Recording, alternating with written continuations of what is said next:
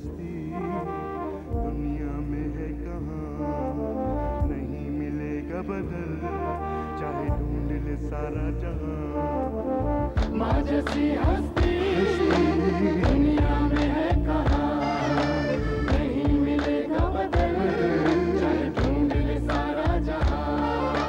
शफ़क़त भरा तेरा चेहरा, छलके मोहब्बत का जज्बा, कायम रहे साया तेरा, कदमों में है जन्नत का पता। हर दुख को खुद सहा मेरे लिए तूने। माँ जैसी हस्ती दुनिया में है कहाँ, नहीं मिलेगा बदल चाहे ढूंढ ले सारा जहां। जब भी वो दिन याद आते हैं आंखें मेरी भर आती हैं कि मेरे सुख की खातिर तूने इतनी रातें जागी हैं।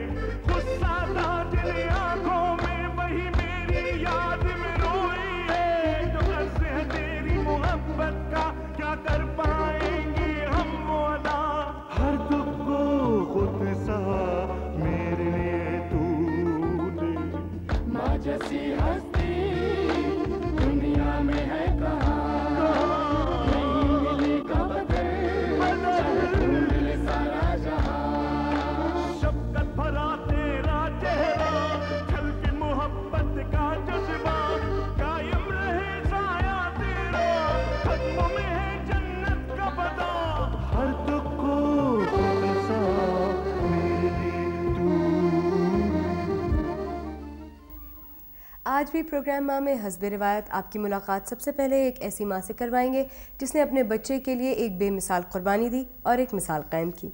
उसके बाद आपसे मिलेंगे आपके शहर में, और सबसे आखिर में मैं आज आपको एक बात साबित करूँगी, और वो ये कि बहुत सारे लोगों का ख्याल ये है कि मगरिब की तरफ नक़ल मकानी कर लेने के बाद वालिदैन के सामने जो सबसे बड़ा मसला होता है वो ये कि कैसे अपने बच्चों की अच्छी तरबियत की जाए, उन्हें कैसे अपनी तहज़ीब से वाकिफ़ रखा जाए, ज़बान से उनकी उनसियत हो, मिट्टी से उनकी पहचान हो।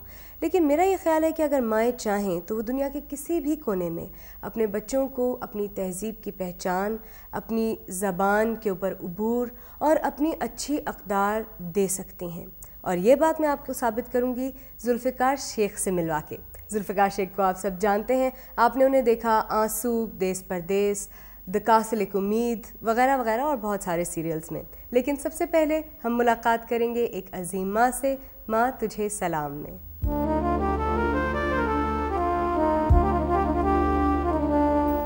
माँ तुझे सलाम में आज हम आपकी मुलाकात करवा रहे हैं आसिया असलम की वालदा से।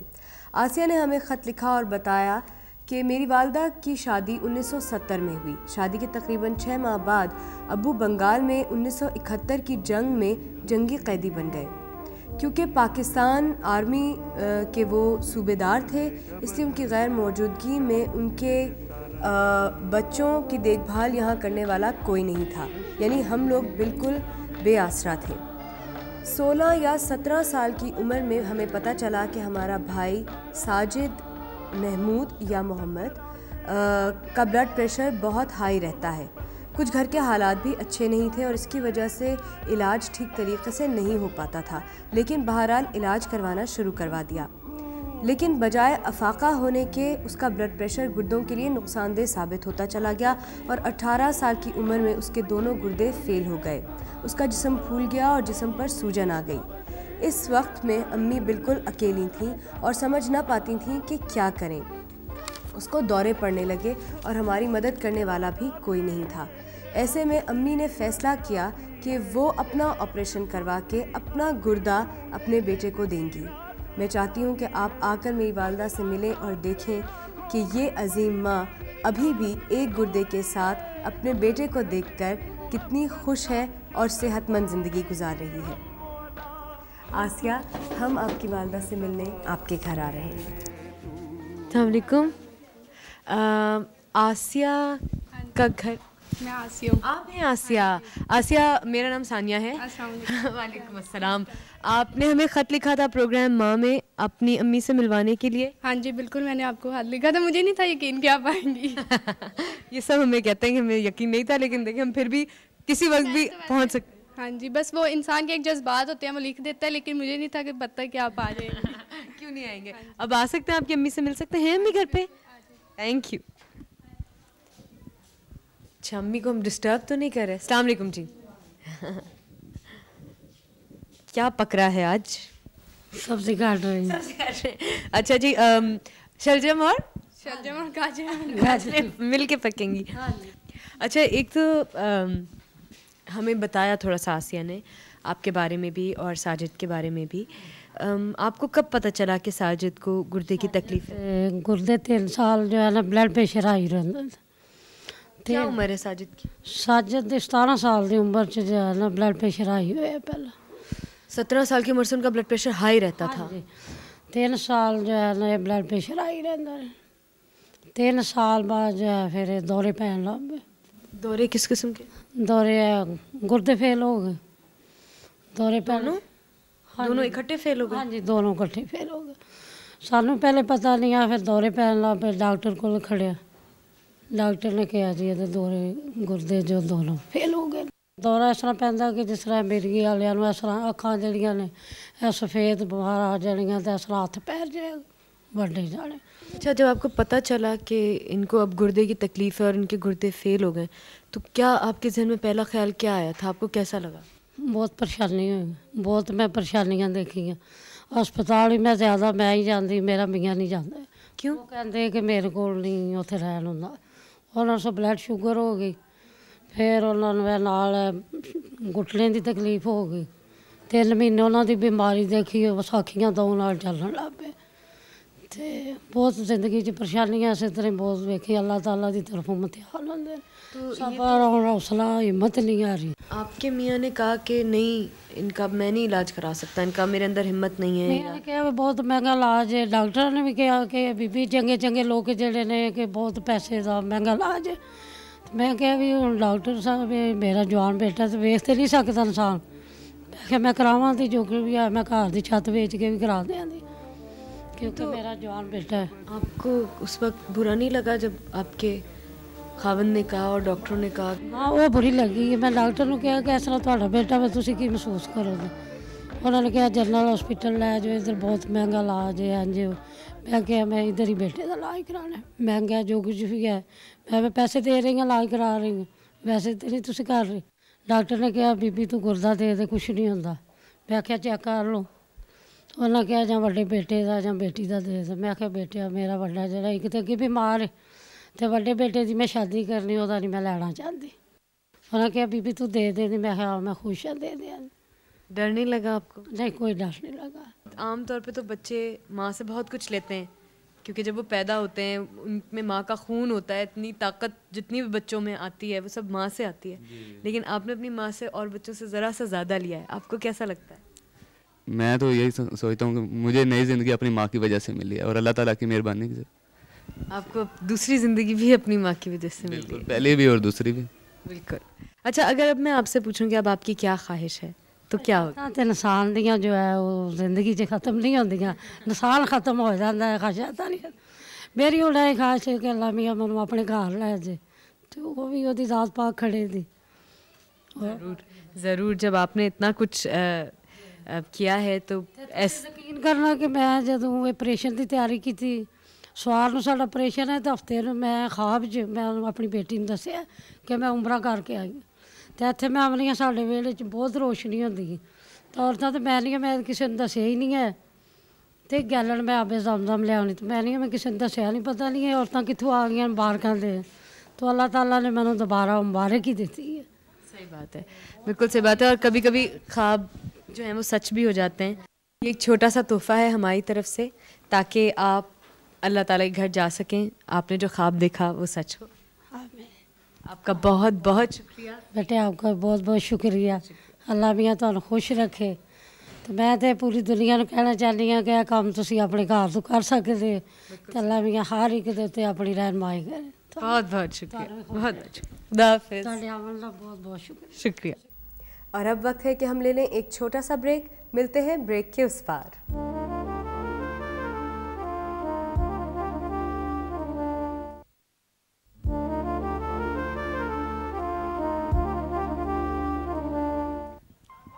लाहौर,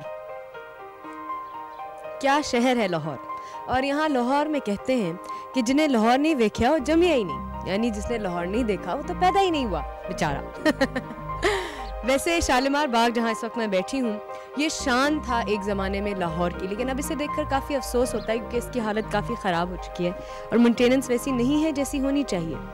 लेकिन आइए मिलते हैं इस शहर की एक और शान से, यानी इस शहर की माओ से, और देखते हैं कि वो कैसे अपने ख़ानदान की शान बढ़ा रही हैं, कैसे तारीफ़ पा रही हैं।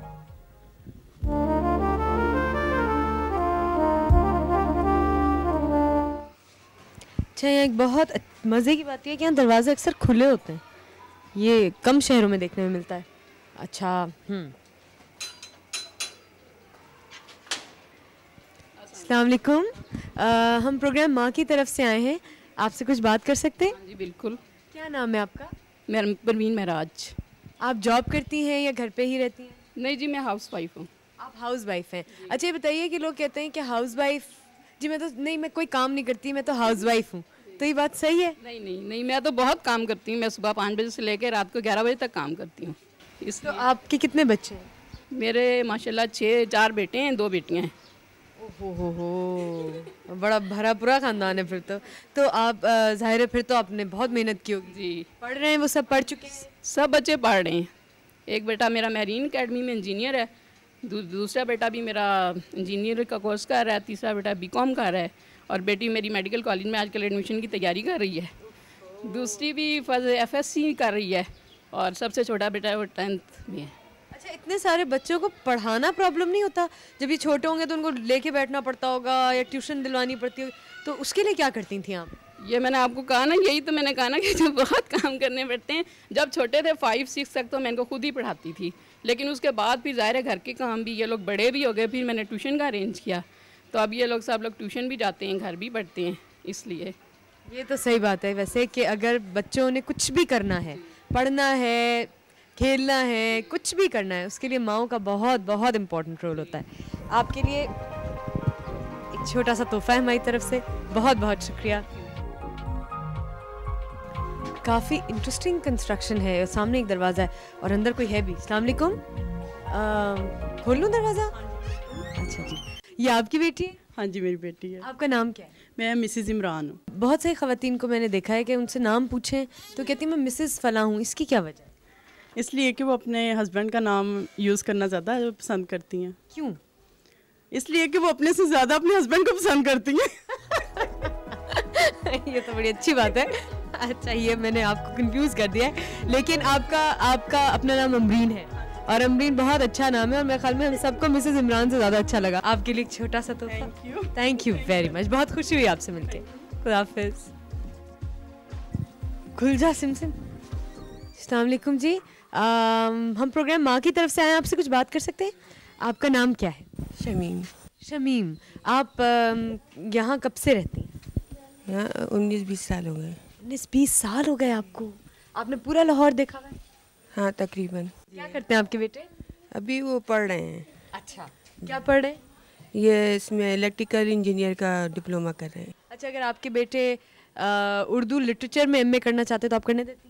हाँ, जिसमें उनका दिल चाहता वो करने। तो आपको ये नहीं होता कि MA उर्दू में करके तुमको नौकरी नहीं मिलेगी और तुम क्या करोगे? वो बच्चे के शौक के ऊपर डिपेंड करता है ना, सारी बात ये है। क्या बात है, तो बड़ी अच्छी बात है। आपके लिए एक छोटा सा तोहफा है हमारी तरफ से। थैंक यू वेरी मच, बहुत खुशी हुई आपसे मिलकर। खुदा हाफिज़। ये प्रोग्राम सिलसिला है दिलचस्प मुलाकातों का। अभी तो हुई आपसे एक दिलचस्प मुलाकात और अब इस ब्रेक के बाद हम आपकी एक और दिलचस्प मुलाकात करवाएंगे जुल्फ़िकार शेख से। So don't go away.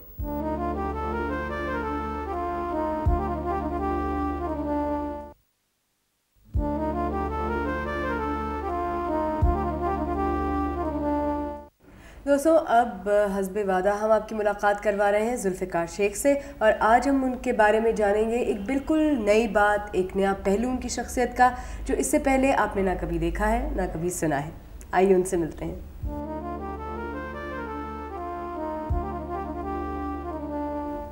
अस्सलाम वालेकुम जुल्फ़िकार। वालेकुम सलाम। Thank you very much for staying on, क्योंकि मुझे पता है आपकी फ़्लाइट है, आपको वापस जाना है।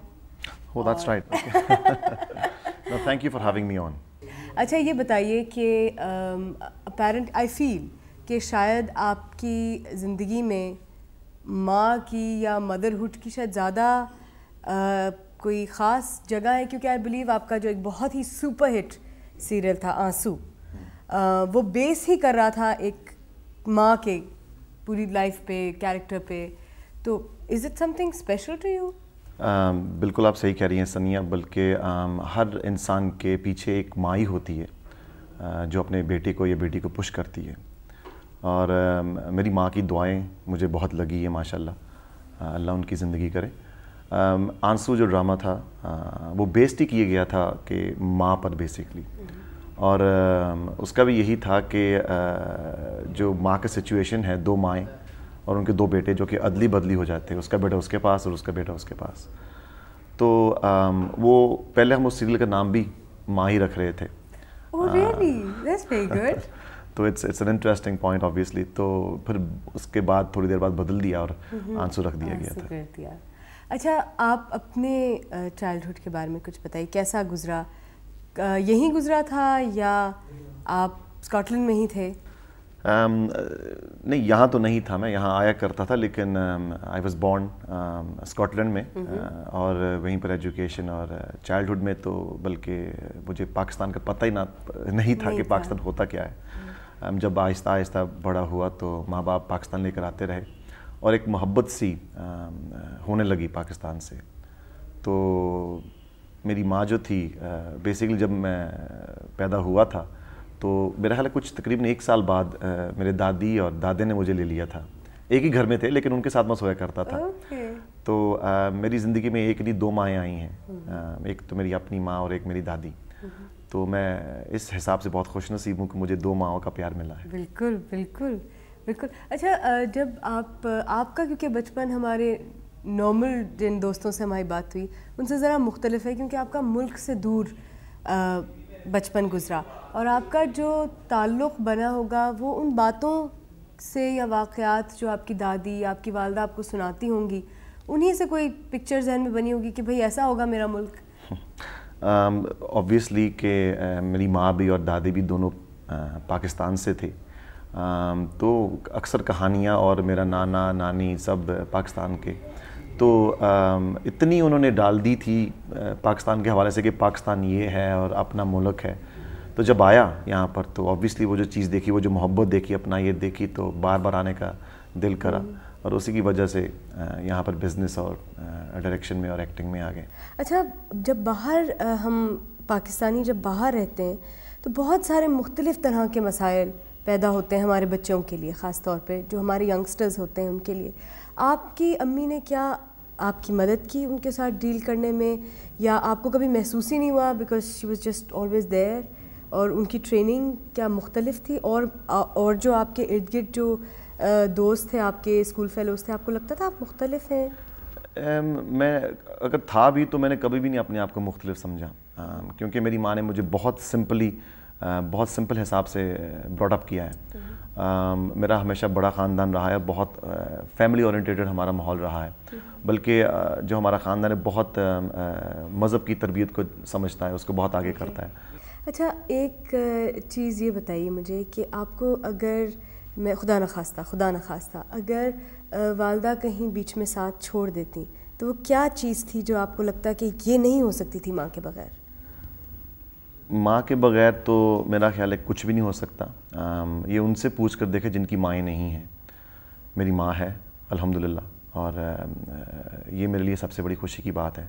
आज मैं उनके साथ नहीं हूँ क्योंकि मैं इतनी दूर हूँ पाकिस्तान में, लेकिन हम दिल हमेशा वहीं पर होता है और मुझे उम्मीद है कि वो भी मुझे याद करती रहती है। मुझे एक बचपन में कहानी बताई गई थी माँ के बारे में, क्योंकि मैंने जैसे कहा ना कि छोटी सी एक और बदतमीज़ी हो गई थी, तो मैंने किसी से पूछा तो उन्होंने मुझे कहा कि देखो माँ, ये चीज़ है कि एक बेटा था, अपनी माँ को तकलीफ़ बहुत देता था, और एक दिन ऐसा हुआ कि उसने अपनी माँ का दिल निकाल कर बदतमीज़ी की और वो भाग पड़ा, और भागता रहा। एक पत्थर सामने आया और टकरा कर वो गिर पड़ा। जब दिल उसके हाथ से गिरा तो उस दिल से आवाज़ आई कि बेटा तुम्हें चोट तो नहीं आई। बिल्कुल। अच्छा, ये बताइए कि अगर आज हम आपको मौका दें, यहाँ क्या बहुत दूर है अम्मी से, लेकिन इस प्रोग्राम के थ्रू आप अम्मी से कुछ कह सकते हैं, तो क्या कहना चाहेंगे? अम्मी से मैं मुंह से कुछ नहीं कहना चाहूँगा, लेकिन आज कह दूँगा क्योंकि सब लोग देख रहे हैं। लेकिन काश मेरी माँ मेरे दिल की बात समझ सकें, मुझे अंदर से पहचान सकें कि उन्हीं की दी हुई तरबियत को मैं आगे लेकर चल रहा हूँ। उनकी अच्छाई के बग़ैर मैं कुछ नहीं कर सकता। मैं उनसे बहुत प्यार करता हूँ, दिल से, जान से, और मेरी कोशिश हमेशा रही है कि मैं उनको कोई दुख ना पहुँचाऊँ। और अगर मैंने कोई दुख पहुँचा दिया है तो खुदा मुझे माफ़ करे या ना करे, लेकिन इस दुनिया में मेरी माँ अगर मुझे माफ़ कर दे तो मेरा ख्याल है कि मेरे लिए इससे ज़्यादा खुश नसीबी की बात नहीं हो सकती। Thank you very much Zulfiqar, thank you for coming to the show. Thank you.